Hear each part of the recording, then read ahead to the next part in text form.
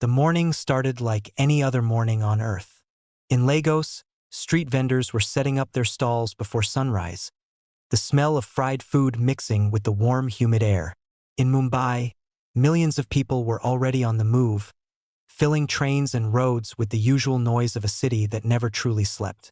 In Sao Paulo, children were getting ready for school. In Tokyo, office workers were buying coffee from small shops near train stations. In New York, the sun was still below the horizon, and the city was just beginning to breathe again after a long night. Nobody was looking up at the sky. Nobody had a reason to.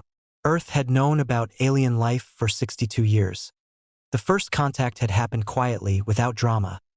A signal detected by a deep space array near Jupiter, decoded over the course of 4 years, and finally answered with a simple mathematical sequence. The response came back in 9 months. After that, contact became regular. Within 20 years, humanity had been formally introduced to the Galactic Concord, a large political body made up of 47 different alien species, spread across a huge section of the known galaxy. It should have been the greatest moment in human history. In many ways, it was. Scientists celebrated. Governments formed new departments overnight. Schools changed their entire programs. Philosophers wrote long books about what it all meant. The world was excited, buzzing, full of hope.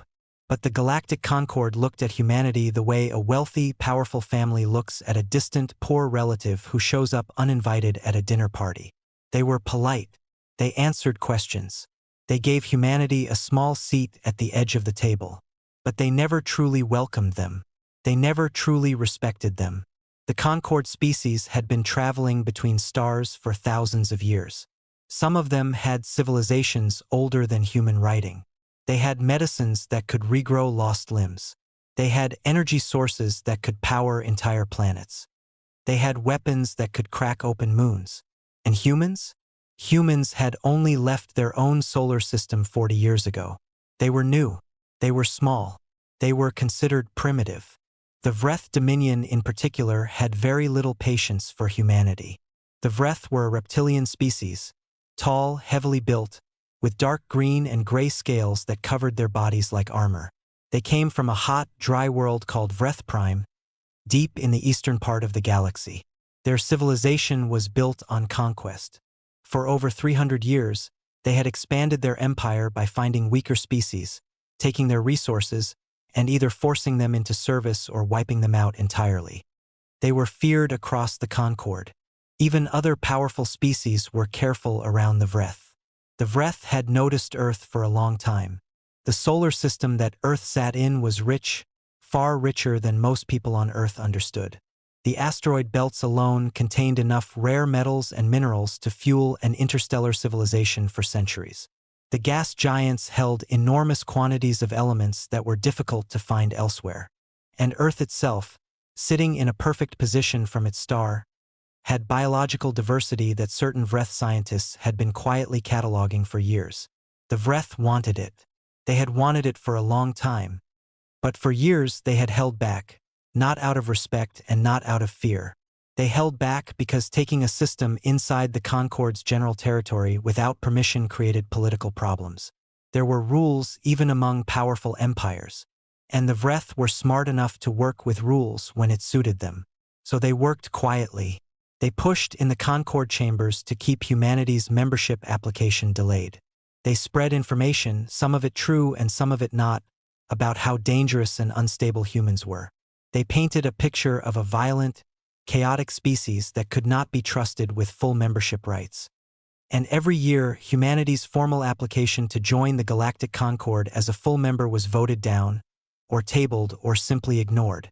Without full membership, Earth had no protection under Concord law. That was the detail the Vreth had been waiting on. When their scouts confirmed that Earth's deep space military capacity was still limited, that humanity had warships, yes, but nothing close to what a real interstellar power would field, the Vreth High Command made their decision. They had waited long enough. The resources in the human solar system were too valuable. The humans were too weak to stop them. And the Concord would complain but ultimately do nothing, because they never did anything. The attack came without warning. There was no declaration of war. There was no ultimatum. There was no final message giving humanity a chance to surrender or negotiate. The Vreth did not believe in giving prey a chance to run. 17 Vreth Dominion warships entered the solar system from 3 separate approach vectors simultaneously. A tactic designed to overwhelm any defensive response by splitting attention in multiple directions. Earth's early warning systems detected them less than 4 hours before they reached orbital range. 4 hours was not enough time to scramble a meaningful defense. It was barely enough time to sound the alarms. At 6:42 a.m. Greenwich Mean Time, the first orbital bombardment began. The Vreth did not use their most powerful weapons. They did not need to. What they used were standard mass driver platforms, enormous railgun systems mounted on their warships that could fire dense metallic projectiles from orbit at speeds that turned them into devastating kinetic weapons. Each projectile hit the ground with the force of a small nuclear bomb, but without the radiation. Clean destruction by Vreth standards. Efficient. The first strikes hit simultaneously across 7 continents. Mumbai, gone in 4 minutes. Sao Paulo, reduced to rubble in 6. Lagos, Shanghai, Cairo, Los Angeles, London, Moscow. The strikes came in waves, precise and methodical, targeting population centers and military installations in the same breath.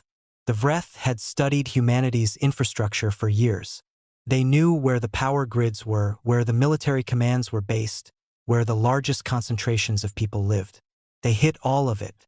The screaming on Earth's communication networks lasted for hours before whole sections of it simply went dark. Governments tried to coordinate responses. Military commands tried to get their aircraft and missiles in the air. A few brave pilots flew directly at the Vreth ships in the only spacecraft Earth had available short-range defense vessels that were never designed for this kind of fight. They were destroyed quickly, but not without leaving marks. Several Vreth ships took minor damage. The Vreth noted this with mild interest and continued their bombardment. The Galactic Concorde detected the attack within the first hour. In the great political chambers on the Concorde's central station, a massive artificial structure the size of a small moon, located in neutral space between several major systems, delegates from dozens of species watched the live data feeds from Earth's solar system. Some watched with shock. Some watched with carefully hidden relief that it was not their world. Some watched with the blank, calculating expression of species that had seen this kind of thing before and had learned not to get involved. The Vreth ambassador to the Concorde, a large reptile named Draxus, sat in his chair with his scaled hands folded calmly in his lap. He did not look concerned. One of the smaller species delegates, a round, blue-furred creature from a world called Menae, leaned toward the Draxus and asked quietly if the Dominion planned to stop. Draxus looked at him the way a large animal looks at something small and harmless. "When we are finished," he said, "we will stop." The Concorde issued a formal statement 9 hours into the bombardment. It used careful, diplomatic language. It expressed deep concern about the situation. It called for an immediate cessation of hostilities. It requested that all parties seek a peaceful resolution. It was the kind of statement that meant almost nothing, and everyone reading it knew that it meant almost nothing. The Vreth Dominion received it, logged it, and continued firing. For 72 hours, the bombardment continued. Not every city was destroyed. The Vreth were thorough but not unlimited. They had 17 ships, not 1,000, and the solar system was large. But they hit hard, and they hit precisely, and when the firing finally stopped, the damage was almost impossible to describe. 2.3 billion people were dead. The number was so large that the human mind struggled to hold it. It was larger than the population of most continents. It was more deaths than any war in human history had ever produced. Cities that had stood for thousands of years were gone. Coastlines had changed shape from the force of the impacts. Fires burned across regions so large they could be seen from orbit. And yet, Earth did not go silent. This was the first thing that surprised the Vreth. They had expected panic. They had expected collapse. They had modeled the human response based on their historical knowledge of how primitive species reacted to overwhelming force. A period of chaos, then fragmentation, then the gradual submission of the surviving population centers as they realized resistance was pointless.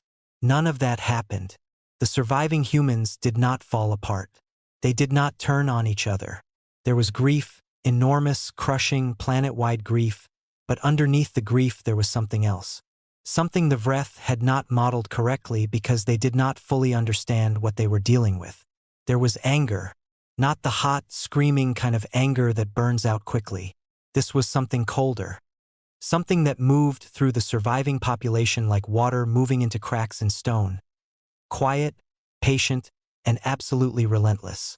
People who had lost everything sat in the rubble of their cities and did not beg. They did not cry to the sky asking why. They looked at each other, and they understood something without saying it out loud. This was not over. In a hardened underground facility beneath what remained of Geneva, Switzerland, the last functional body of the United Earth Council assembled. They came from every surviving nation. Some arrived in military transport vehicles. Some were patched in through emergency communication systems from other parts of the world. Many of them had lost family members in the attacks. All of them looked like people who had not slept in days because none of them had. The session lasted 4 hours. There were no long debates. There were no factions arguing for different approaches. There was only one question on the table, and it was a simple question. What do we do now? Every single delegate voted the same way. The resolution they passed was called the Total War Authorization. It had been written years before, a legal document that had sat in sealed files, prepared by a small group of military planners and legal scholars who had, quietly and without much fanfare, spent the previous century thinking about exactly this kind of scenario. The document gave the United Earth Military Command unlimited authority to mobilize every resource on the planet for a single purpose. It removed all the normal political limits on military spending, weapons development, and strategic decision-making. It unified every surviving national military under one command structure. It was essentially humanity deciding to become a different kind of civilization overnight. Before the session ended, the Council authorized one outgoing transmission.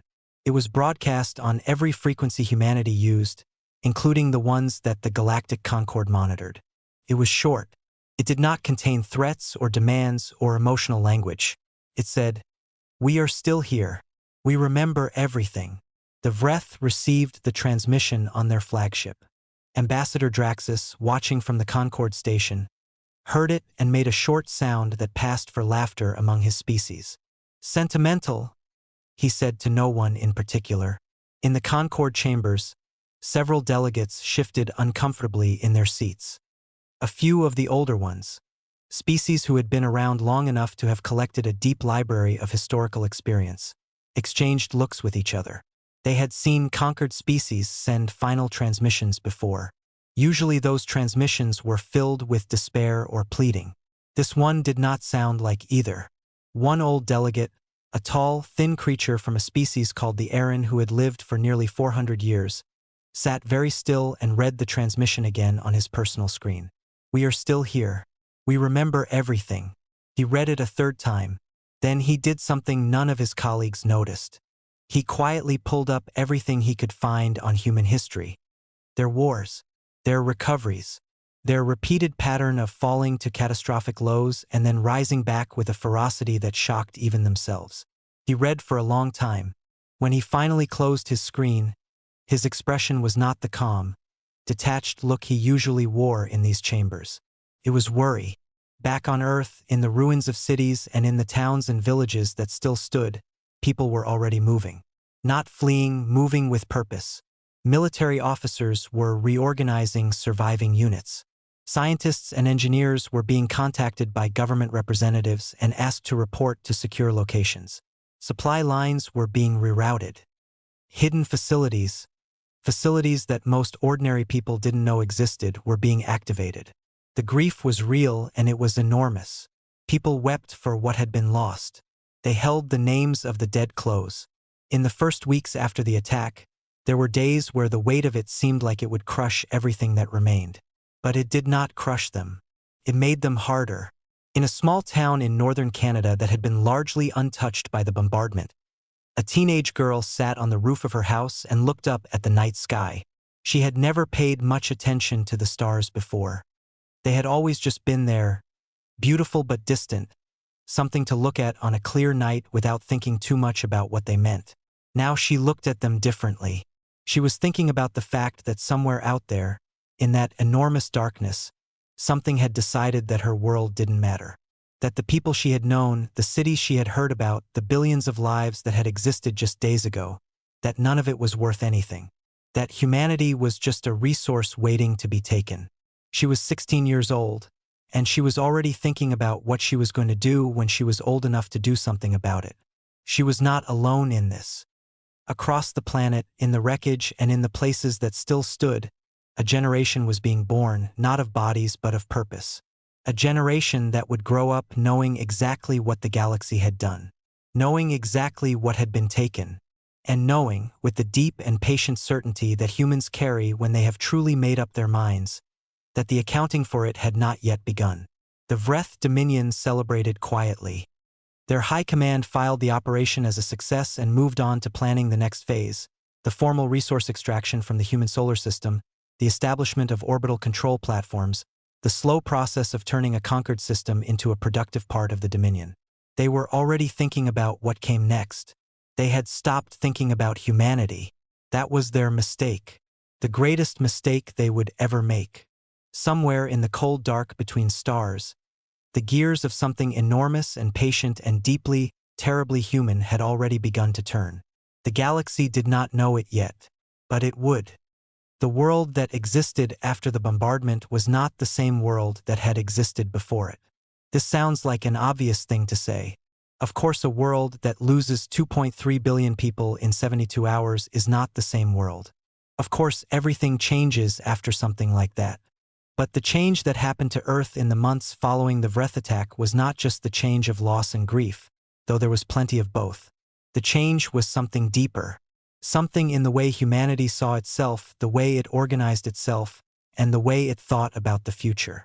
Before the attack, Earth had been many things at once. It had been many countries with many governments, many languages, many ideas about how people should live and who should have power. It had been a world that argued with itself constantly, that fought over borders and resources and beliefs, that had solved some of its oldest problems and stubbornly refused to solve others. It was messy and complicated and very human. After the attack, it was still all of those things. But it was also, for the first time in its history, completely unified in one single direction. The Total War Authorization did something that centuries of diplomacy and international cooperation had never managed to do. It put every surviving government, every surviving military, every surviving industrial and scientific body under one roof. Not because people suddenly agreed on everything, they didn't. Not because the old differences disappeared, they didn't disappear either. But because every human being alive understood, in the most direct and personal way possible, that the alternative to unity was extinction. And humans, when faced with extinction, do not give up. They adapt. The first thing the new unified command did was go quiet. This was deliberate, and it was the smartest thing they could have done. Every outgoing signal from Earth that was not essential was cut off. Trade communications with the few alien species humanity had commercial relationships with were suspended. The small number of human diplomatic personnel stationed at the Galactic Concord were recalled, quietly and without announcement. Earth pulled back from galactic politics the way a person pulls their hand back from a hot surface. Fast, complete, and with no intention of explaining why. The Galactic Concord noticed, of course. The sudden silence from Earth was unusual enough that it generated some discussion in the chambers. But the general opinion among the major species was that humanity was doing what most conquered or damaged civilizations did, retreating inward to deal with the trauma, probably beginning the slow process of fragmenting into smaller groups as the pressure of survival overcame the shock of unity. The Vreth Dominion sent scouts to the edges of the solar system 3 months after the attack. Standard procedure, they wanted to begin preliminary surveys for their resource extraction operation. The scouts reported nothing unusual. Earth's orbit had some debris from the bombardment. The planet's surface showed the expected damage patterns. There was no unusual military activity visible from long range. The human defense fleet, such as it was, appeared to have gone into hiding or simply fallen apart. Ambassador Draxus received this report and felt satisfied. He filed the human system as pacified, pending extraction phase, and moved on to other business.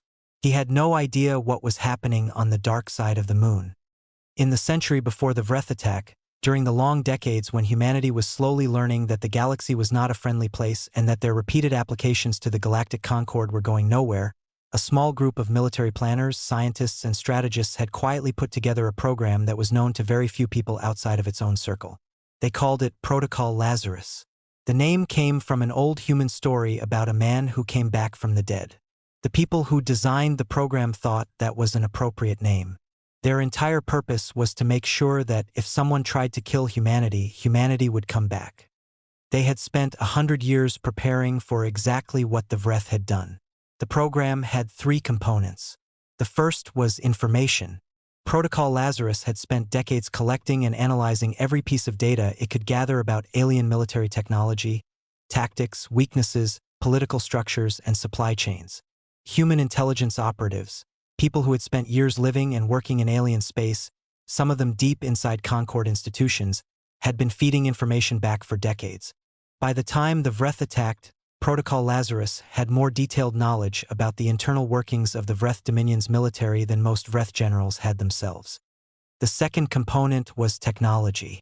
Deep in facilities built inside asteroids, under the ocean floors, and inside hollow mountains, human engineers and scientists had been quietly developing weapons and systems that they never showed to anyone. Not to the Concord. Not to alien trading partners. Not to the public. These were projects that operated outside the normal channels of human government, funded through accounts buried so deep in budget systems that almost nobody knew they existed. The work these people had done over a century was extraordinary.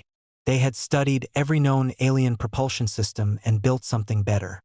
They had taken the principles of quantum physics further than any alien civilization had bothered to go, partly because those alien civilizations had not needed to. They had not had the motivation that comes from knowing you are the weakest species in a very dangerous galaxy. They had developed materials that could absorb and redistribute energy in ways that made conventional weapons dramatically less effective against them. They had built artificial intelligence systems for combat coordination that could process battlefield data faster than any organic brain. They had also built ships. Not the small, short-range defense vessels that Earth's regular military used. Real ships. Big ones. Ships that could travel between stars, that could fight and survive and keep fighting.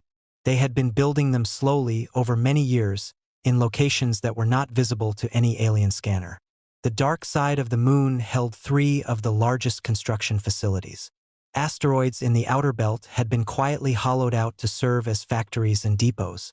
The third component of Protocol Lazarus was the plan itself. A detailed, constantly updated strategic document that laid out exactly what humanity would do if an alien power attacked Earth without warning. It covered everything: the political steps, the military steps, the communication strategy, the target priorities. It had been revised and improved by generations of planners, each one adding to the work of the ones who came before. When the total war authorization was passed in Geneva, Protocol Lazarus activated automatically. The facilities that had been silent for years came to life. Workers and engineers who had been living normal lives, waiting for a call they hoped would never come, received their activation codes and left their homes. Production that had been running at a slow, careful pace to avoid detection suddenly ran at full capacity.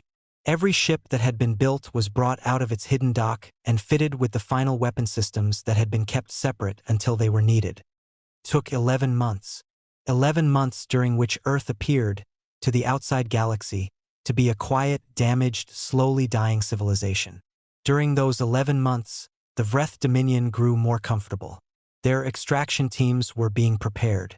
Their legal teams were drafting the documents that would formally claim the human solar system as Vreth territory under Concord law. A process that was somewhat complicated by the fact that the Concord had not formally approved the attack, but complicated only in a bureaucratic sense, not in any way that actually threatened the Dominion's plans. At the Concord station, Ambassador Draxus had begun attending social functions again after a brief period of slightly uncomfortable scrutiny following the attack. The discomfort had passed. Nobody in the Concord was willing to move against the Vreth Dominion over a species that didn't even have full membership. The politics were too messy. The cost was too high. And honestly, most of the major species had their own relationships with the Vreth that they didn't want to damage. 3 months before the end of the 11 months, Draxus sent a transmission to Earth. It was a short message, sent on the standard communication frequency that humanity used. The tone was casual, almost bored. He said that the Dominion was prepared to begin the formal transfer of the solar system's resource rights, and that any surviving human leadership was welcome to participate in the documentation process if they wished to have any kind of official record of the transfer. He noted that cooperation would be viewed favorably and that humans who assisted with the process would be treated well. He signed off with a phrase that translated roughly from Vreth as, "Have they finally accepted death?" It was intended to be insulting. It was certainly understood that way by the human communications officers who received it. The transmission was logged. It was not answered. The weeks passed. In the final weeks of the 11-month preparation period, a woman named Seraphine Okafor sat in a small, plain office deep inside a military facility that had no official name on any public document. She was 53 years old, with short gray hair and dark brown eyes that had the particular quality of someone who spends a great deal of time thinking about things that are very heavy. She had been in the military for 30 years. She had risen through the ranks not because she was the loudest or the most aggressive officer in any room, but because she was, by any measure, the most precise. She thought in systems. She saw how things connected. She was almost never wrong. She had been appointed by the Unified Military Command as the flag officer for what was being called, in the documents that very few people had access to, Operation Consequence. She was going to lead the fleet. On the day the fleet was formally assembled and ready, she walked through the hangar bay of the lead construction facility on the lunar surface and looked at what humanity had built. It took her a long time to walk from one end of the bay to the other. The ships were enormous, each one bearing on its hull the name of a city that no longer existed. Mumbai, Sao Paulo, Lagos, Cairo, Shanghai, and dozens more. Every ship carried a name, and every name carried weight. The fleet consisted of 1,400 warships. Admiral Okafor walked through the bay without speaking. Her staff walked behind her, quiet, watching her face for any reaction. There was a feeling in that hangar that was hard to describe. It was not excitement exactly, though there was some of that. It was not grief exactly, though there was a great deal of that too. It was something that existed in the space between those two things. A feeling of absolute, settled, unshakable resolve. When she reached the end of the bay, she turned and looked back at the fleet she was about to take into battle. She stood there for a long moment. Then she said 2 words to her chief of staff. "Prepare departure." The fleet moved into position. 1,400 ships, running information in the dark side of the moon's shadow, invisible to any scanner pointed at them from outside the solar system. Final checks were run. Final briefings were held. Final messages were sent by soldiers and officers to family members back on Earth. Quiet, personal messages that people write when they are about to do something that they may not come back from. There was no ceremony.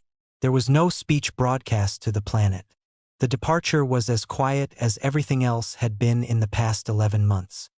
The fleet slipped out of the solar system the way a blade slips out of a sheath. Smoothly, quickly, and with complete purpose. And then, using a propulsion system that no alien civilization knew humanity possessed, they jumped. Not the slow, curved path travel that most interstellar species used. Something faster. Something that the quantum physicists buried in Protocol Lazarus facilities had spent 60 years figuring out. A phase slip, a fold in the travel path that cut the distance between 2 points in space to a fraction of what it should have been. They were gone before any external scanner could have registered their departure. On the Concorde station, Ambassador Draxus was attending a formal dinner hosted by a wealthy trading species from the Central Systems. He was eating well and talking about economic projections for the newly acquired human solar system. He seemed relaxed. He had no idea that 1,400 warships were moving through the dark between stars at a speed his civilization's best engineers would have called impossible. He had no idea that every one of those ships was crewed by people who had grown up with the names of the dead built into the walls of their world. He had no idea that the long, quiet 11 months were over. He would find out soon. They all would. The Vreth home system had never been attacked. Not once in 300 years of the Dominion's existence. Not once in all the wars and expansions and political conflicts that had shaped the eastern part of the galaxy. The Vreth system was considered by everyone who thought about it to be untouchable. Not just because the Dominion was powerful, though it was. Not just because their defenses were strong, though they were. But because no species had ever been foolish enough or desperate enough or capable enough to try. It had 3 inhabited planets. The largest, Vreth Prime, was the capital. A dry, hot world of deep red rock and enormous cities that had been built over centuries into the cliffs and canyons that cut through the surface like great scars. The second planet, Vreth Secundus, was a military world, largely covered in training facilities, weapons factories, and naval bases. The third, a cooler planet called Vreth Minor, held the civilian populations that had been relocated there during previous expansions, along with the agricultural systems that fed much of the inner Dominion. Around all 3 planets, the Vreth had built their defensive network over the course of a century. It was impressive by any measure. 47 orbital battle stations formed a ring around Vreth Prime, each one large enough to hold several hundred crew members and armed with weapons capable of destroying a ship at extreme range. These stations communicated constantly with each other, forming an overlapping field of sensor coverage that was designed to detect any incoming object large enough to be a threat. Around Vreth Secundus, the naval yards held the main Vreth war fleet, over 600 warships in various states of readiness, from fully armed and crewed vessels to those in repair. Patrol fleets moved constantly through the system in rotating schedules, watching every approach vector. The Vreth had designed this system for one purpose: to make their home system impenetrable. They had done a very good job. Against any opponent who approached the way a conventional interstellar force approaches, traveling at standard speeds along predictable paths, showing up on sensors days or hours before arrival, giving the defensive network time to prepare, the system would have held. The human fleet did not approach that way. The faceslip drive that Protocol Lazarus scientists had developed did not just make travel faster in a general sense. At its full capability, it allowed a ship to effectively vanish from normal space along its travel path and reappear at the destination point almost instantly, from the perspective of anyone watching from the outside.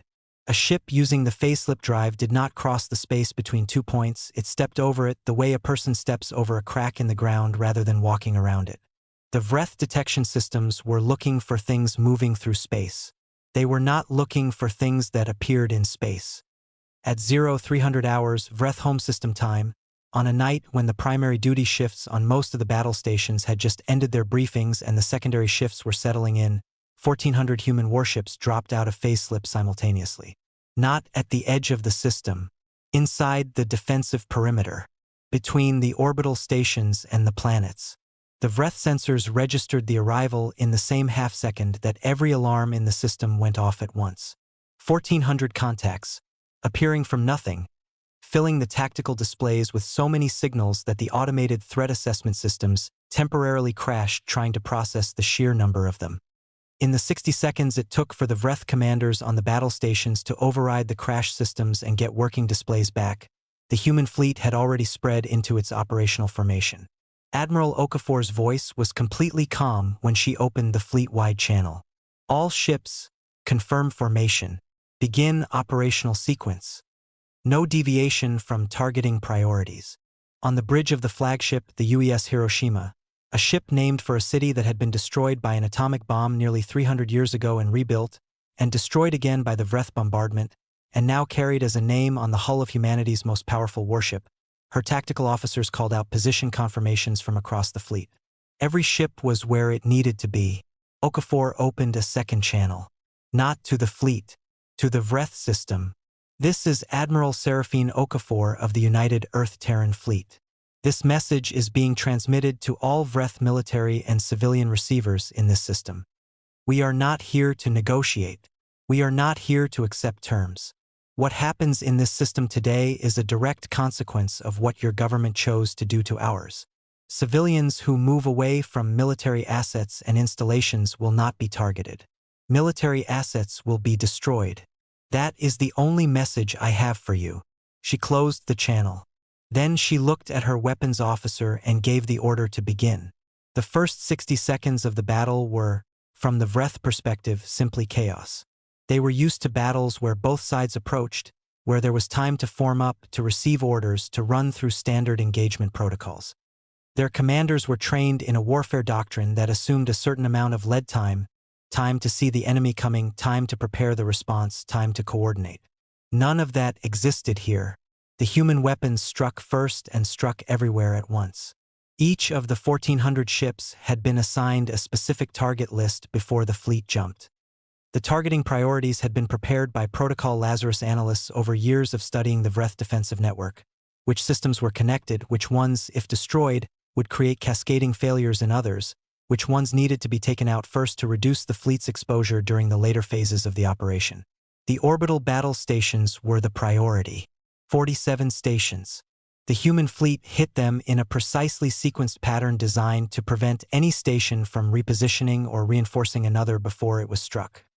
Long-range torpedo systems fired first, weapons guided by the decentralized AI coordination system that Protocol Lazarus engineers called the Swarm. Unlike conventional guided weapons, which were controlled by a central command and therefore vulnerable to jamming or the destruction of that central command, the Swarm system had no center. Every weapon communicated with every other weapon, collectively adjusting their paths in real time, too fast for any defensive system to track all of them at once. The Vreth point defense systems on the battle stations, designed to shoot down incoming missiles and torpedoes, worked well against conventional weapons. They were good systems. Under normal circumstances, they could handle significant incoming fire. They were not designed to handle 800 simultaneous inbound targets that were constantly communicating with each other and adjusting their approach angles faster than any targeting computer could predict. 13 battle stations were destroyed in the first 4 minutes. The Vreth Navy at Vreth Secundus was moving by then. Whatever confusion and shock the initial appearance of the fleet had caused, the Vreth were experienced warriors, and experienced warriors recover from shock faster than most. The alarm protocols were designed to get ships moving even before full information was available, and within 5 minutes of the fleet's arrival, the Vreth Naval Yard was launching everything it had. What came out of those yards was a lot. Over 400 active warships pushed toward the human fleet, forming up as they moved. The Vreth commanders were shouting orders across their own communication networks, trying to put together a formation that could punch through the human lines and give them enough room to use their longest-range weapons effectively. It was a reasonable approach. Against a normal enemy, it might have worked. The human shield systems had been built on a principle the Vreth had never encountered. Most species built shields by projecting energy fields that absorbed or deflected incoming fire. The human ships did something different. Their hull materials, developed over 60 years in facilities that nobody outside Protocol Lazarus had ever seen, were designed to absorb energy and redistribute it across the entire hull surface, converting the force of impact into heat that was then radiated away. The effect was that weapons which should have punched through and caused catastrophic damage instead spread their energy across a large area and caused only surface heating. It was not perfect protection. Enough sustained fire in one place would eventually overwhelm the redistribution system. But it meant that a Vreth weapon that would have destroyed a normal ship in 1 or 2 direct hits needed 10 or 15 hits in the same spot before it posed a serious threat. The Vreth realized this very quickly. And they realized something else almost as quickly. The human ships did not fight the way any species in the Galactic Concord fought. Every species in the Concord had fighting doctrines built on the assumption that command and control meant a hierarchy. Officers giving orders down a chain, lower-ranked crew executing those orders. It was logical. It was organized. But it also meant that if you disrupted the command structure, if you took out the flagship, killed the admiral, jammed the communication systems, the fighting effectiveness of the fleet dropped dramatically. The human fleet had no single point of failure. Every captain had full operational authority for their ship and their assigned task group. Every ship's AI could communicate directly with every other ship's AI. Decisions that in a Vreth fleet would require 6 levels of command approval happened on human ships in seconds, adjusted in real time to what was actually happening in the battle rather than what the plan had assumed would happen. The result was a fleet that seemed to flow like water. When the Vreth pushed in one direction, the human formation didn't try to hold. It bent, redirected, and struck the Vreth ships from angles that the push had exposed. When a human ship took heavy damage and needed to pull back, 3 other ships smoothly filled the gap without any visible order being given. It was deeply unsettling to fight. Admiral Okafor moved through the battle with the calm of someone who had run this scenario in simulations more times than she could count. She watched the tactical display, listened to the position reports, and gave adjustments when they were needed. Her bridge crew worked quietly and efficiently. There was no drama on the Hiroshima's bridge, just work. 2 hours into the battle, the Vreth launched their dreadnoughts. These were the largest ships in the Dominion's navy. 6 vessels, each one nearly twice the size of anything the human fleet had. They had been held back initially, positioned at the far edge of the system as a reserve. The Vreth commanders had decided that the human fleet, despite its unexpected appearance and surprising early effectiveness, would be unable to stand against the dreadnoughts. Nothing in the eastern part of the galaxy could stand against them. The 6 dreadnoughts came in fast, firing at long range as they approached. Their weapons were powerful enough that even with the human hull redistribution systems, several ships in the path of their fire took serious damage. 2 human vessels had to pull back out of the line entirely. One, hit by multiple dreadnought shots in rapid succession in the same section of hull, broke apart. Okafor watched this on her display. She did not change her expression. She opened a channel to the 3 task groups that had been designated for exactly this scenario. Execute hammer response. All 3 groups converge now. 350 ships that had been holding positions on the far flanks of the battle formation turned and accelerated toward the dreadnoughts from 3 different directions simultaneously. Each group was carrying the heaviest weapons in the fleet, not the swarm torpedoes but direct-fire systems, high-energy beam weapons that Protocol Lazarus engineers had based on principles found in alien technology and then built larger, more powerful versions of. The dreadnoughts, designed to fight enemies who came at them from the front, found themselves caught between 3 converging forces. They tried to turn. The turning time for ships that large was significant. The human task groups did not give them that time. The battle around the dreadnoughts lasted 19 minutes. When it ended, 4 of the 6 were destroyed and the remaining 2 were drifting without propulsion, sending emergency signals. 38 hours after the fleet's arrival in the system, every Vreth orbital platform around Vreth Prime was gone. The naval yard at Vreth Secundus was destroyed. The remaining Vreth warships, those that had survived and were still fighting, were being pressed back toward Vreth Minor, running out of room. From the surface of Vreth Prime, in the great canyon city that served as the Empire's capital, the Vreth Emperor sat in a chamber deep underground and watched the feeds from his surviving military assets. The reports were all the same. His commanders were not asking for permission to counterattack. They were asking for permission to withdraw. Some were just withdrawing. He had never, in 30 years of ruling the Dominion, experienced this feeling. He did not have a name for it. His species did not use this feeling often enough to have developed a common word for it. But it was the feeling of being completely, helplessly outmatched, not by luck, not by numbers, not by some temporary advantage that would go away when conditions changed. Outmatched by something fundamental, something that had been built over a very long time, carefully and deliberately, specifically for this purpose. He broadcast a ceasefire request on the emergency frequency. On the bridge of the Hiroshima, a communications officer turned to Admiral Okafor and reported that the Vreth Emperor was requesting an immediate ceasefire and opening terms for negotiation. Okafor did not stop looking at her tactical display. "Log the transmission," she said. "Mark the time. Include the note that it was received and reviewed." The officer paused. "Admiral, are we accepting the ceasefire?" Okafor's eyes did not move from the display. "Fleet, continue," she said quietly into the open channel. The communications officer logged the transmission. He marked the time. He included the note. The fleet continued. Across the galaxy, on the Concord station and on dozens of homeworlds, alien governments and military commands were watching the battle data coming in from their intelligence assets in the Vreth system. The data was being transmitted in near real time, and what they were seeing had stopped conversations in their tracks. Briefings had been interrupted. Dinner tables had been left. Generals and admirals and politicians were standing in front of screens with expressions that ranged from shock to something closer to genuine fear. This was not what humanity was supposed to be capable of.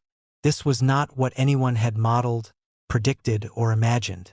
A Vreth Dominion that had 300 years of military experience, a massive navy, a heavily defended home system, and a reputation for being one of the most powerful military forces in the known galaxy, was being dismantled. Methodically, precisely, without anger, without chaos, without even the appearance of difficulty. Several alien governments quietly began pulling up their own histories of interactions with humanity.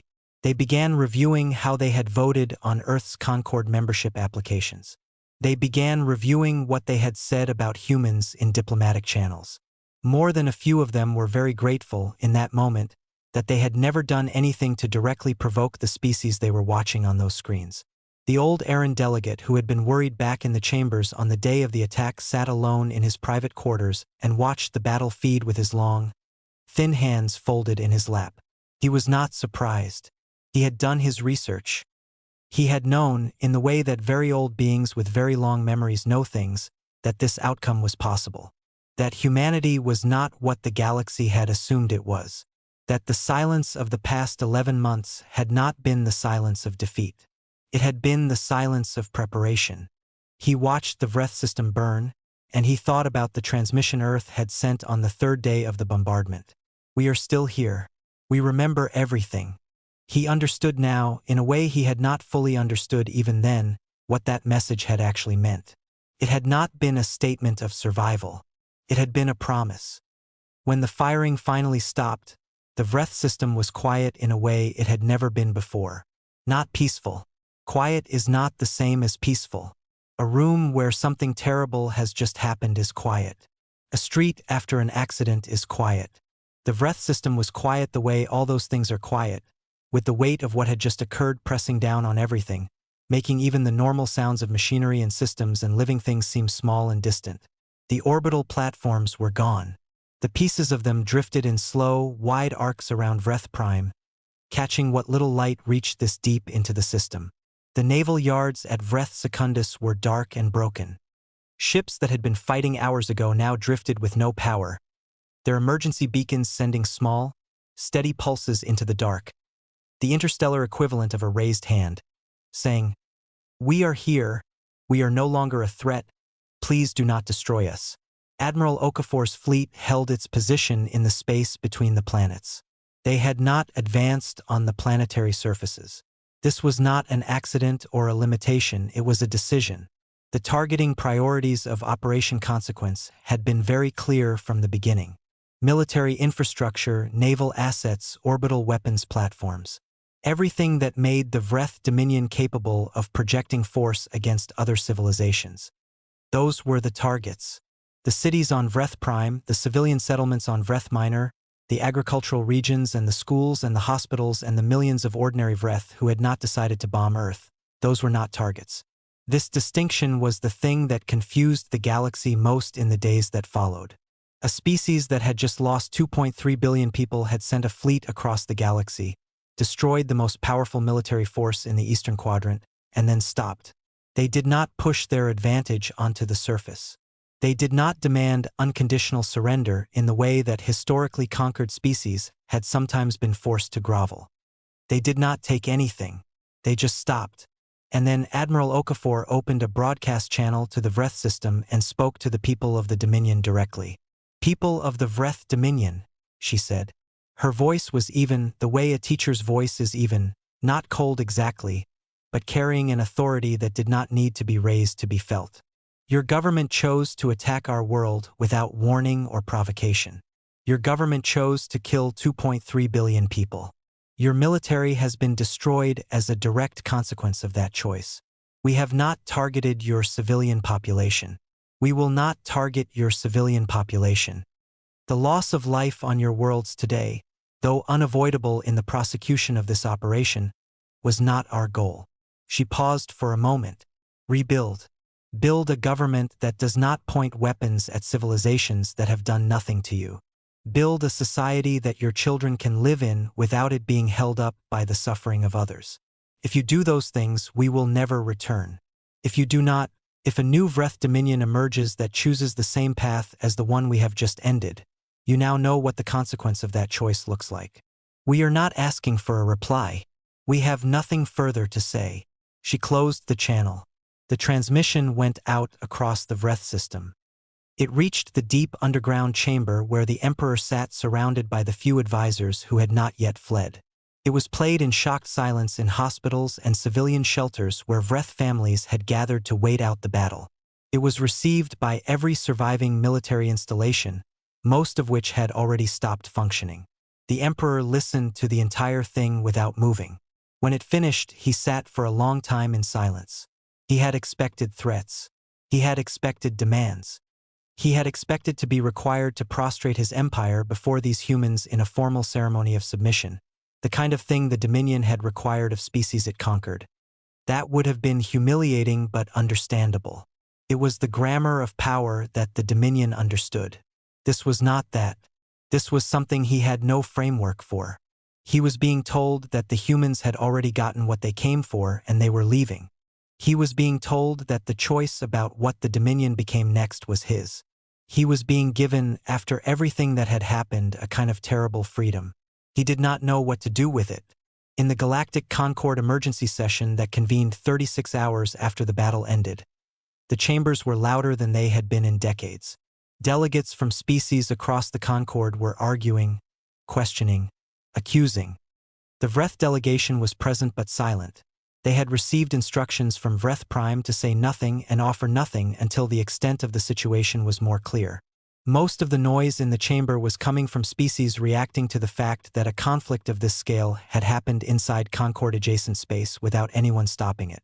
But underneath all the noise was a very specific kind of fear, because the battle had not been the most frightening thing to come out of the past 24 hours. The most frightening thing had come 4 hours after the battle ended, when the Concord's Internal Investigation Office released a preliminary report based on evidence that had been delivered to the Concord by an anonymous source. The report was short. It listed, with specific details and supporting documentation, the names of 7 Concord member species that had secretly assisted the Vreth Dominion in the planning of the attack on Earth. The assistance had taken different forms. One species had provided detailed orbital survey data of Earth that the Vreth had used to plan the bombardment targeting. 2 others had voted at specific moments in the Concord political process to delay responses and keep humanity's membership application permanently tabled, not out of honest political disagreement but because they had been offered economic concessions by the Vreth Dominion in exchange for doing so. 1 had passed along intelligence about Earth's military capacity, intelligence that had helped the Vreth conclude that humanity could not defend itself effectively. 7 species. Named. Documented. Exposed. The chamber went from loud to very quiet very fast. Everyone in that room understood what the report meant, because everyone in that room understood where the report had come from. It had not come from the Vreth. It had not come from a neutral investigation. It had come from human intelligence networks that, it was now extremely clear, had been operating inside the Concord itself for years, possibly decades. How deep did those networks go? How much did the humans know? How many conversations in how many chambers had been observed? How many private diplomatic communications had been intercepted? Nobody knew the answer to those questions. And the fact that nobody knew was, if anything, more frightening than any specific answer would have been. Ambassador Draxus was still at the Concord station when the report was released. He had been trying, since the battle began, to maintain the appearance of calm. It had become increasingly difficult. When the report was made public and his screen filled with the details of 7 named collaborators, he finally abandoned any attempt to look composed. He sat very still in his chair. Around him, the delegates of the named species were already on their personal communication systems, some of them clearly trying to reach their governments, some of them just sitting in the particular frozen stillness of people who have just watched everything fall apart and have not yet processed what to do next.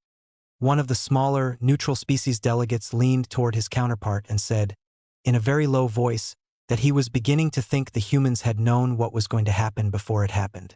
His counterpart, a careful and experienced diplomat who had spent 40 years learning not to say things that could be used against her, said nothing. But her silence said enough.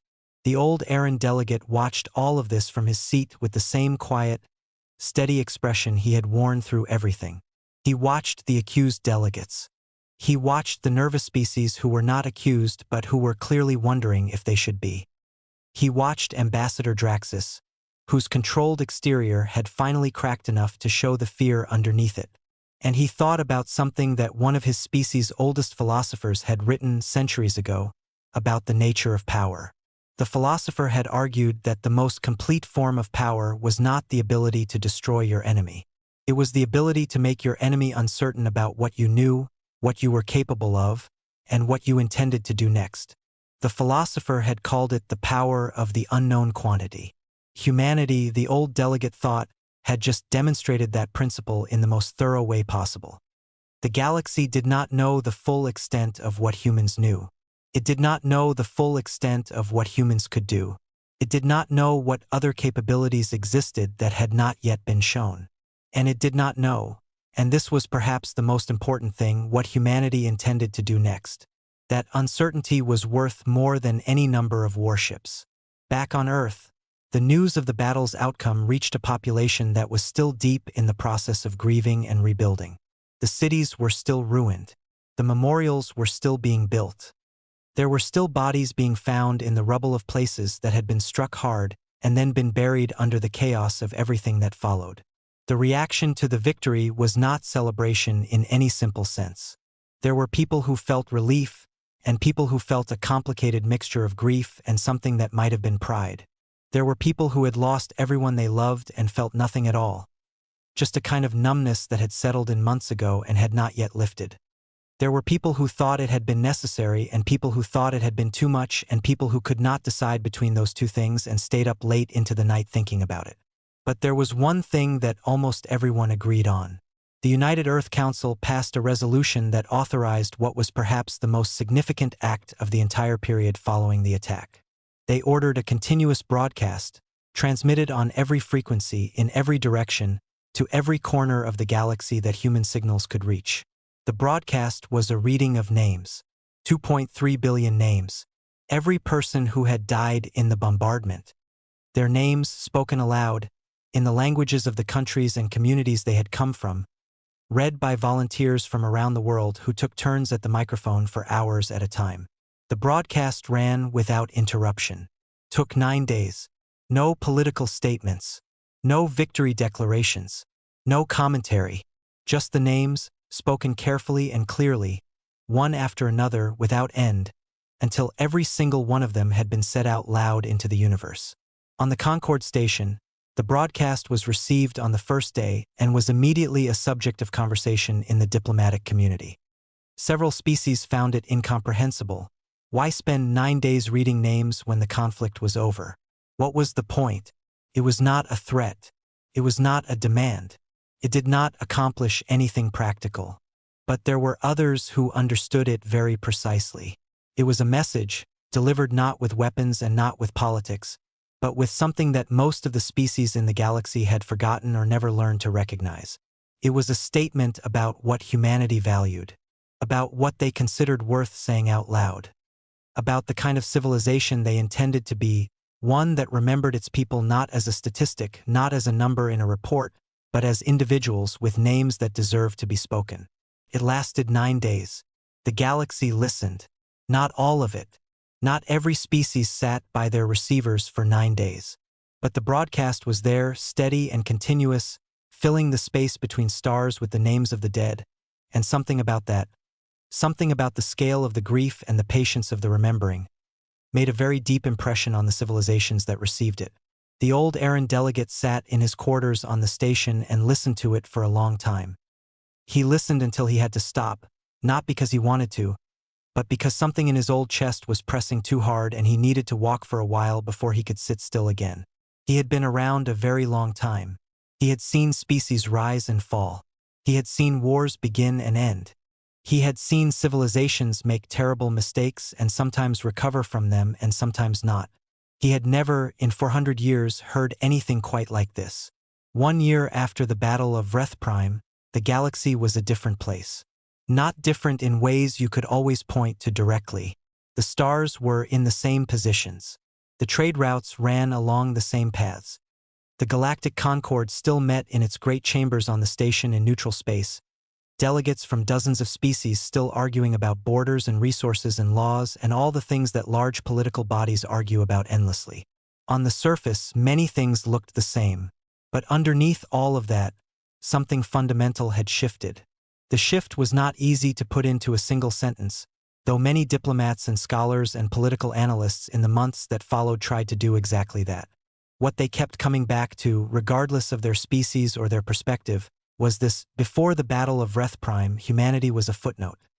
After it, humanity was the question that every other civilization was quietly asking themselves about, the unknown factor that sat in every strategic calculation, the name that came up in conversations that had nothing to do with humanity at all, simply because it was now impossible to think about power and conflict and the structure of the galaxy without thinking about what Earth had done and what Earth might do next. The Galactic Concord made their offer 6 weeks after the battle. It was not a small offer.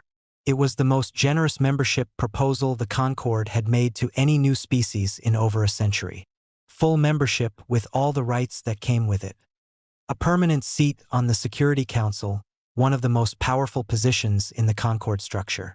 Veto power over decisions that directly affected humanity's solar system. Guaranteed protection under Concord law. The offer was read aloud in the chamber by the Concord's Secretary General, a tall, four-armed being from a species called the Dulhuri who was known for her careful, measured approach to everything, and it was received with the particular silence of a chamber full of beings who were not entirely sure how the response was going to come back. Earth's response came back 3 days later. It was delivered by a human diplomat named Marcus Webb, a quiet, precise man in his late 40s who had spent 20 years working in Concord-adjacent institutions and who had, apparently, been one of the intelligence operatives embedded in the Concord for years before the attack. He stood in the center of the chamber, in front of every delegate from every major species, and he read the response from the United Earth Council without any visible emotion. Earth declined. The full response was longer than that, of course. It thanked the Concord for the offer. It acknowledged the gesture.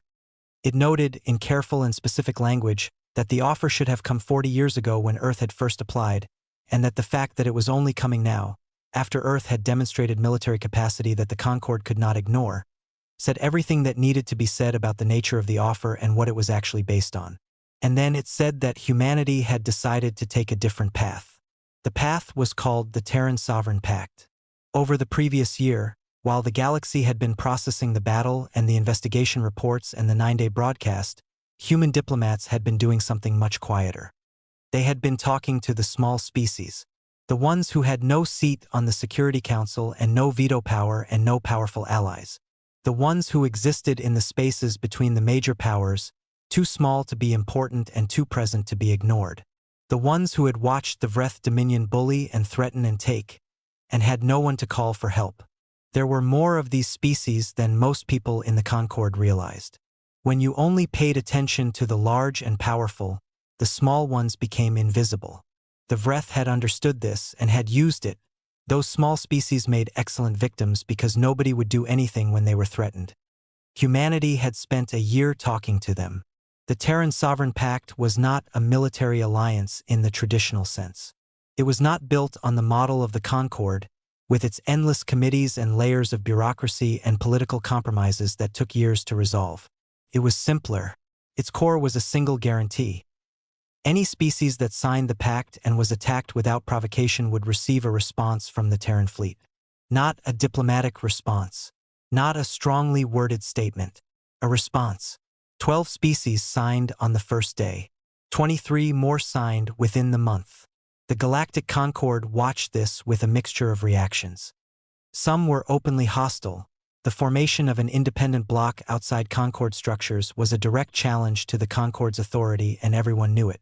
Some were quietly worried for more personal reasons, wondering whether the human intelligence networks that had already exposed 7 collaborators in the Vreth attack were still active, still watching, still building files. Some were simply calculating the new balance of power and trying to figure out where they stood in a galaxy that now included a human-led bloc whose military capabilities had just been demonstrated in the most direct way possible. A few, mostly the smaller species who had never been happy under Concord arrangements, were genuinely relieved. One species, the Mene, the small, blue-furred beings whose delegate had sat near Ambassador Draxus on the day of the attack, had been quietly threatened by the Vreth Dominion for years. They had been paying a kind of informal economic tribute to keep Vreth ships out of their space, and had never told the Concord about it because they knew the Concord would not do anything. When the pact was announced, the Mene delegate cried in the Concord chamber. Not quietly. She let it happen openly, without trying to stop it, and several delegates who had known her for decades said they had never seen her do anything like that before. She was the first to sign. Admiral Okafor was called before the United Earth Council in the 3rd month after the battle. The hearing was not a celebration. There had been deliberate effort to keep it from becoming one. The Council had decided early on that treating Okafor as a hero in any formal sense would send a message they did not want to send, that Earth gloried in what had happened, that the destruction was something to be proud of rather than something that had been necessary and terrible and would carry weight for a long time. The hearing lasted 2 days. The Council members asked hard questions. About the refusal to accept the Vreth ceasefire. About the decision to continue the operation after a surrender offer had been made. About the number of Vreth military casualties and whether all of them had truly been necessary. About the precise boundaries of what Operation Consequence had been authorized to do and whether those boundaries had been respected. Okafor answered every question directly and without defensiveness. She explained each decision in terms of the strategic logic that had driven it. She did not apologize for what she had done, but she also did not make it sound easy or clean or without cost. She spoke about it the way a surgeon speaks about a difficult operation, with the precise language of someone who had made hard choices in a hard situation and was willing to account for every one of them. At the end of the 2nd day, the Council made its determination. She was not punished. She was not celebrated. She was thanked for her service and told that she would be retained in command of the Terran fleet. The determination was that Operation Consequence had been conducted within the bounds of its authorization and that the decisions made during it, while weighty, had been made with appropriate consideration. But the Council also added something to the record that was not, technically, part of the determination. One of the older members, a woman from West Africa named Amara Diallo who had been in the Council for over 30 years, and who was known for saying exactly what she thought regardless of whether anyone wanted to hear it, added a note that she requested be included permanently in the official record of the hearing. The note said that what humanity had done at Vreth Prime had been necessary. It also said that necessity was not the same as goodness, that the ability to do what the fleet had done was something that should be held carefully, with both hands, and never treated as a simple thing. Okafor read the note. She sat with it for a long moment. Then she nodded once, folded the document, and placed it in the inside pocket of her uniform jacket. She kept it there for the rest of her life. The Vreth Dominion, in the year that followed the battle, was in a state of profound internal upheaval. The Emperor had survived. His government had not, in any form that resembled what it had been before. The military commanders who had planned the attack on Earth were gone. Some killed in the battle, some who had fled, some who had been handed over to the new Vreth Civil Council that formed in the power vacuum left by the collapse of the old structure. There was a period of genuine uncertainty about what the Dominion would become, and that uncertainty was uncomfortable and sometimes violent and produced no clean answers. But in the ruins of the old institutions, something was growing. A young Vreth historian named Keth, who worked at what had been the Dominion's main academic institution before the battle, began a project that she described to her colleagues as simply trying to understand what had happened. Not the battle itself, there was no shortage of people documenting that. She wanted to understand the longer history, how the Dominion had gotten to the point where attacking Earth had seemed like a reasonable decision. What had been missed? What had been ignored? What kind of thinking led a civilization to look at another living species and see only resources? She spent 3 years on the project. The document she eventually produced was long and careful and deeply uncomfortable for many Vreth readers, because it did not let anyone off the hook. It described the gradual normalization of contempt, the way generations of Vreth had been taught to see non-Vreth species as lesser, and how that teaching had made it easy, when the time came, to make the decision that had destroyed the Dominion's military and changed the shape of their civilization permanently. She wrote about humanity specifically with a particular kind of attention. She had spent time studying human history, something almost no Vreth scholars had done before her, and what she found had shaken her. Not the violence of it, though there was plenty of that. What had shaken her was the pattern. The way humans fell over and over to terrible lows and then came back. Not because they were physically stronger than other species. Not because they were smarter or more advanced or more virtuous. But because of something in the way they were made, some deep and stubborn refusal to accept that what had happened was the end of the story. She wrote one passage near the end of the document that was quoted more widely than anything else she ever wrote. She wrote that the galaxy had always assumed the most dangerous thing was a species that attacked when threatened. But that assumption, she said, had been wrong. The most dangerous thing was a species that waited, that remembered, and that chose its moment. A species for whom even a century was not too long to prepare for the right response. She closed the document with a simple statement, addressed to her own people. She wrote that they should be glad the humans had aimed only at what they aimed at. That based on everything she had studied, if humanity had wanted to do more, they could have. The choice not to had been exactly that, a choice. And choices made from that kind of position, she wrote, deserve to be understood as clearly as the capability that made them possible. The galaxy beyond Vreth was changing too. The Terran Sovereign Pact had grown to 41 member species by the end of the first year. The small and previously vulnerable members of the galactic community had found, in the Pact, something they had never had before, a reliable answer to the question of what would happen if someone decided to threaten them. The answer was no longer probably nothing. The answer was now a Terran diplomatic vessel appearing in your system with a quiet, steady presence that every potential aggressor in the galaxy now understood the full meaning of. The bullying did not stop entirely. Old habits in old empires do not change overnight. But it became significantly rarer. The calculus had changed. The cost of threatening a small species that held Pact membership was now attached to the image of the Vreth home system in the aftermath of the battle, and that image had a remarkable effect on decision-making across the eastern and central parts of the galaxy. Several previously aggressive regional powers chose, in that year, to pursue their territorial ambitions through economic negotiation rather than military pressure. Nobody announced this publicly.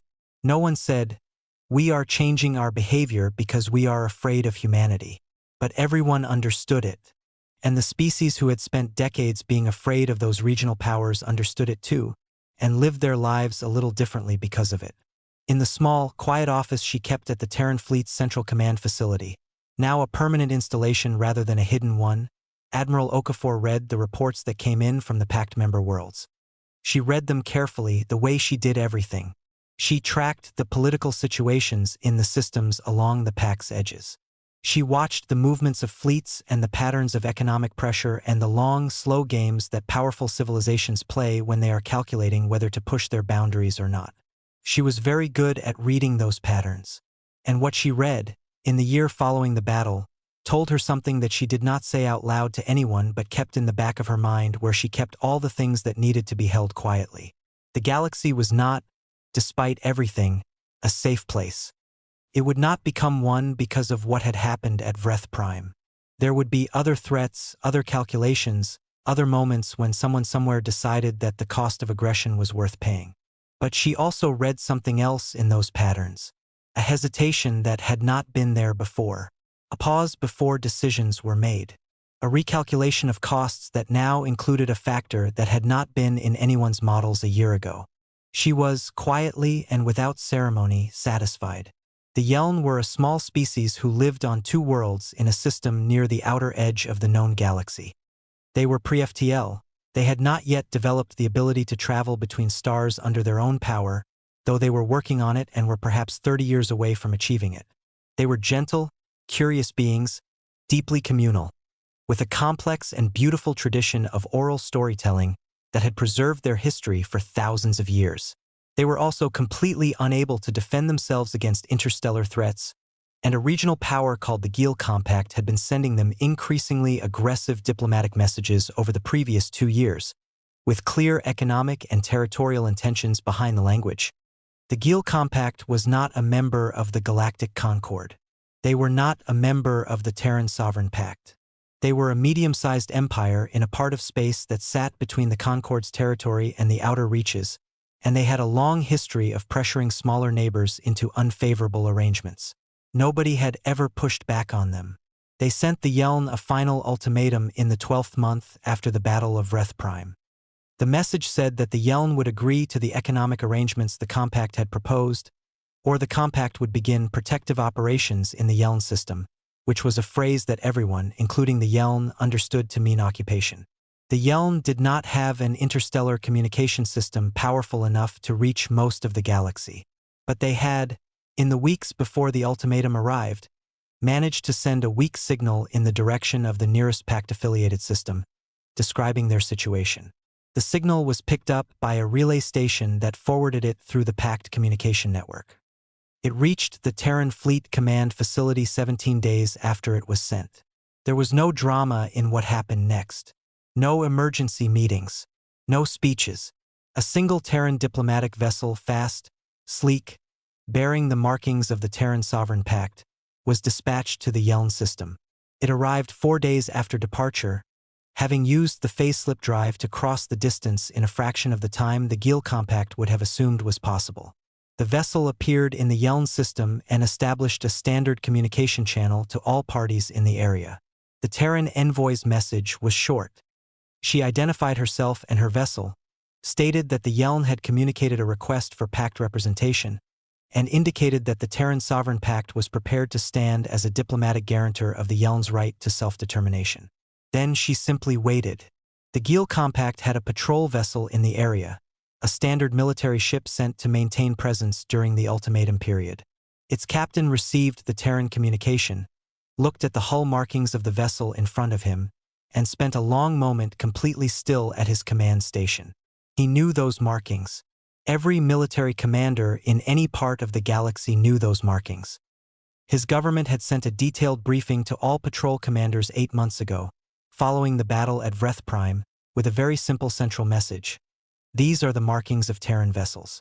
Under no circumstances should any encounter with a Terran vessel be treated as routine. He looked at the markings for a long time. Then he opened a channel to Gil Compact Central Command and reported the situation. The response from Central Command took 4 hours. When it came, it contained exactly 2 words. Come home. The patrol vessel turned and left the Yeln system. The ultimatum was not renewed. The economic arrangement proposals were quietly withdrawn from Compact diplomatic files. The Gil Compact made no public statement about any of it. In the Yeln system, on the surface of the larger of the 2 planets, word spread through the population that the threat had passed. People who had been afraid for months, who had listened to their government read the Compact's ultimatum and had wondered what they could possibly do about it, learned that something had happened in the sky above them, that a ship had come, that someone had stood next to them, and that standing had been enough. The Yeln did not have a tradition of statues or monuments. Their tradition of remembrance was oral. Stories told carefully and accurately, passed from generation to generation, preserved in the memory of people rather than the stone of buildings. They began, in the weeks that followed, to tell a new story. It was the story of the ship with the strange markings that had come from the far edge of the sky and had said, in the language of its presence rather than any spoken word, that the Yeln were not alone. That story would be told for a very long time. Far across the galaxy, in a plane office in a fleet command facility, Admiral Okafor received the report from the diplomatic vessel. She read it once. She set it down. She looked out of the small window that faced the lunar surface, at the gray rock and the black sky beyond it, and she stayed like that for a moment. Then she added the report to the day's files and moved on to the next one. There was always more work to do. The galaxy had many languages. It had many laws, many gods, many ideas about how the universe should be arranged and who should sit at the center of it. It had civilizations that had been trading and fighting and growing and dying for tens of thousands of years. It was enormous and complex and often unjust and sometimes beautiful. And now it had learned something new. It had learned that the species it had dismissed, the small, fragile, too emotional, too warlike, barely interstellar creatures from the 3rd planet of an unremarkable star, had been watching, had been learning, had been building quietly and patiently, in the dark, for a very long time, had been keeping records of every dismissal, every closed door, every vote against them, every moment when the galaxy had looked at them and decided they didn't matter. Humanity didn't need to be the loudest voice in the room. They had tried that. They had asked politely. They had applied through the right channels. They had made their arguments and accepted the rejections and come back the next year and tried again. They had spent decades playing the game the way the galaxy said the game was supposed to be played. The galaxy had taught them a different lesson. And humanity, as it always had, as it always would, had learned it. They had learned it completely, and they had learned it well, and now the whole galaxy was living in the very long, very quiet, very attentive shadow of that education. It did not make them cruel. It did not make them reckless. It made them exactly what they had always been underneath everything. A species that remembered, that built, that endured, and that never, under any circumstances, gave up. The galaxy was silent, and in that silence it was finally paying attention.